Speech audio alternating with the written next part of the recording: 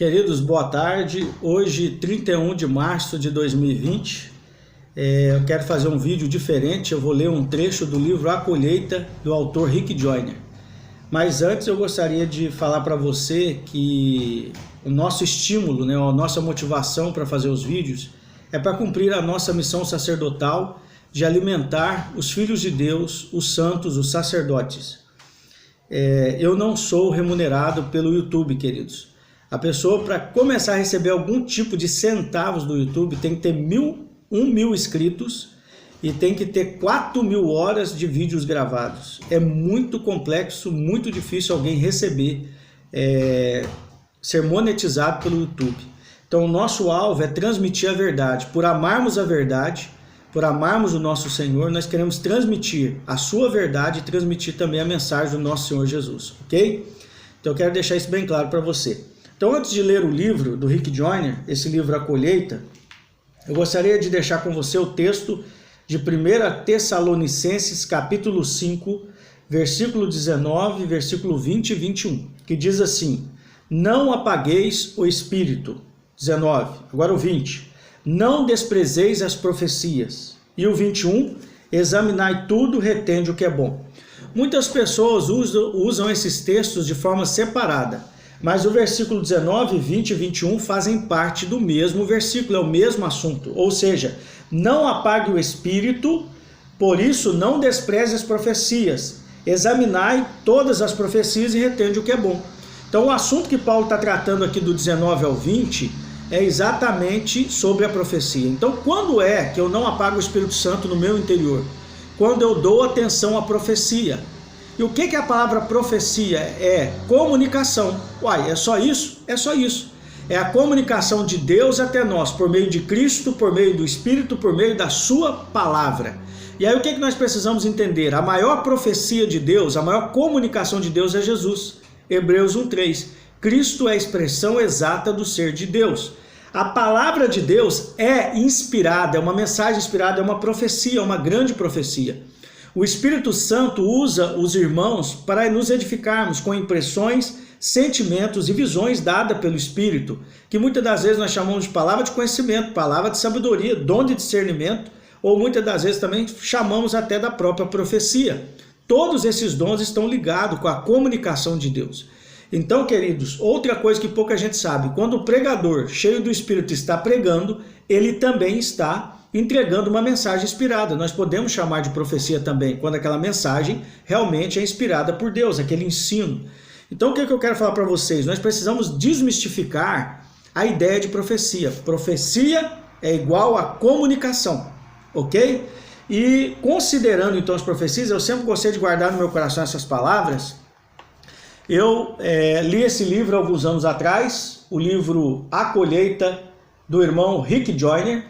Rick Joyner é um irmão que é profeta, um profeta agora, claro, do Novo Testamento, nesse estilo do Novo Testamento.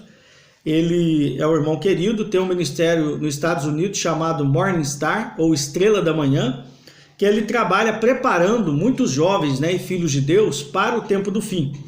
E o que está escrito nesse livro A Colheita foi visões e sonhos e palavras que o Senhor deu ele em setembro de 1987 até o ano de 1988.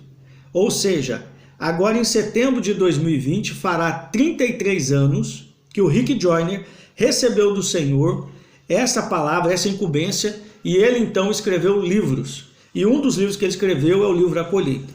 Então, como eu já li esse livro, de tempo em tempo o Espírito me lembra de algum assunto, de algum tópico, e hoje eu uso ele como livro de consulta. E outra coisa para tranquilizar o seu coração que vai estar me ouvindo, eu só considero as palavras que estão neste livro porque elas conferem com as Escrituras.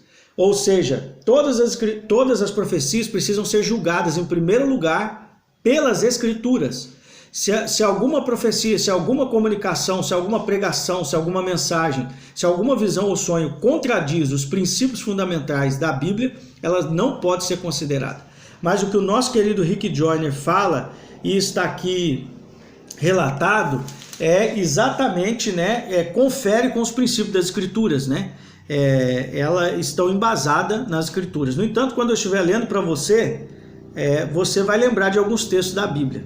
Então eu vou ler aqui o capítulo 11 com o título Preparando-nos para a Perseguição. Eu vou ler da página 191 à página 194, ok? Vamos lá. Preparando-nos para a perseguição. Haverá por todo o mundo igreja nos lares, células ou grupos de estudo bíblico e oração, e comunidades cristãs, que serão movimentos que contribuirão para preparar os santos, tanto para a perseguição como para a colheita. Então, o primeiro parágrafo ele já vai deixar claro que vai surgir um movimento em toda a terra de igrejas na família, ou famílias se tornando igrejas, lugares onde pessoas serão apacentadas, pastoreadas, cuidadas, saradas e disciplinadas, ensinadas sobre o verdadeiro evangelho. Vamos seguir.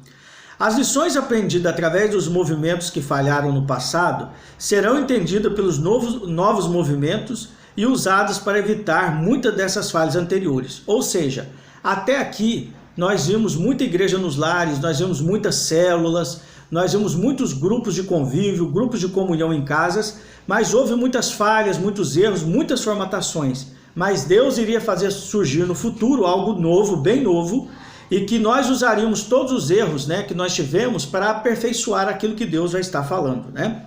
Ou esses erros, né, nos concedeu humildade para ouvir mais o Senhor, vamos dizer assim, né? Vamos lá, seguindo. Muitos cristãos, ao lerem o livro de Atos, ficam almejando ter o mesmo tipo de vida na igreja de hoje. Alguns deixaram que o idealismo os movesse para tentar fazer algo igual. Mas tal tipo de vida na igreja somente pode ser copiado se for iniciado do mesmo modo que foi em Jerusalém. A igreja de Jerusalém teve uma maravilhosa comunidade, porque a vida em comum não era a sua ênfase. Sua atenção estava voltada para o Senhor, que se movia muito poderosamente em seu meio. Se o Senhor começar a mover-se dinamicamente de igual modo em nosso meio, nós também nos uniremos numa verdadeira comunidade de espírito, possivelmente até mesmo sem o saber. A igreja de Jerusalém reunia-se de casa em casa, porque quando o Senhor está se movendo, tudo o que o seu povo quer fazer é reunir-se e adorá-lo. Essas coisas aconteceram espontaneamente. Há uma diferença entre fazer alguma coisa por ser uma doutrina e fazê-la porque o Senhor está se movendo tão poderosamente que somos arrastados juntos neste mover. Quando o Senhor estiver em seu templo, o alvo da nossa atenção não será o templo. Estaremos nos preocupando bem pouco com o que estivermos fazendo. Toda a nossa atenção estará nas maravilhosas coisas que o Senhor estiver fazendo e movendo com a coluna de fogo. Comunidades e células em lares que foram iniciadas devido ao idealismo ou por causa de doutrinas, quase que acabaram por completo. Muitas, não todas, das que ainda existem estão mortas, continuando a existir com o suporte de uma vida artificial em vez de ter uma verdadeira vida espiritual. Embora elas possam continuar a manter alguns dos sinais de vida, elas também morrerão se o mecanismo for removido. Muitos dos que foram feridos por esses erros não querem nem mesmo ouvir falar as palavras comunidade cristã ou igreja nos lares. De novo, né? Mas eles passaram por experiências para serem usados pelo Senhor no que está por vir.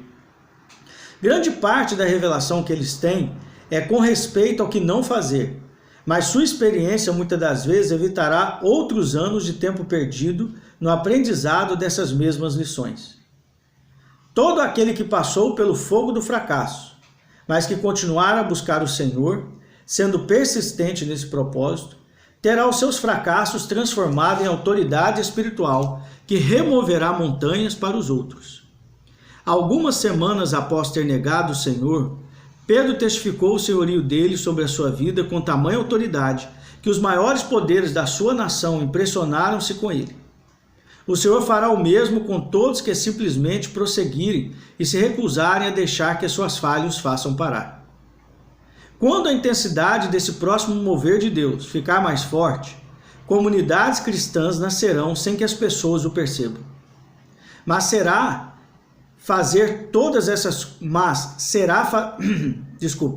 Quando a intensidade desse próximo mover de Deus ficar mais forte, comunidades cristãs nascerão sem que as pessoas o percebam.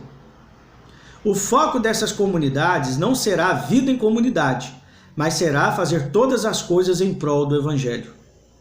A comunidade será apenas um meio para se tornar mais eficiente nos trabalhos da colheita. A vida nas comunidades será ao mesmo tempo mais maravilhosa e mais difícil do que o esperado, mas o mais importante é que elas estarão servindo aos propósitos de Deus. Algumas comunidades servirão como refúgio para cristãos e judeus perseguidos. O temor do Senhor cairá sobre os intrusos em grau tão grande que ninguém entrará por suas portas com motivos impuros.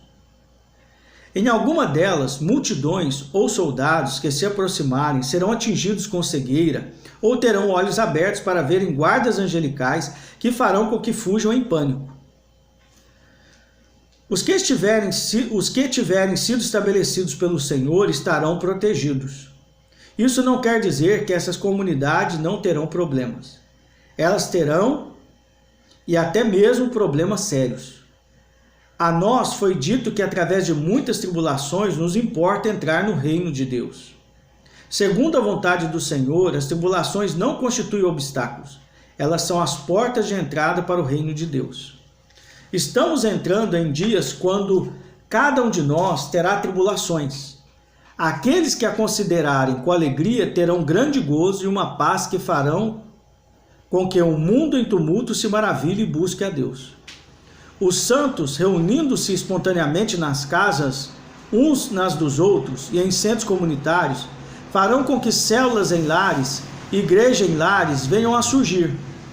Uma grande unção estará sobre essas reuniões feitas nas casas, as quais o Senhor visitará com o seu poder de forma grandiosa.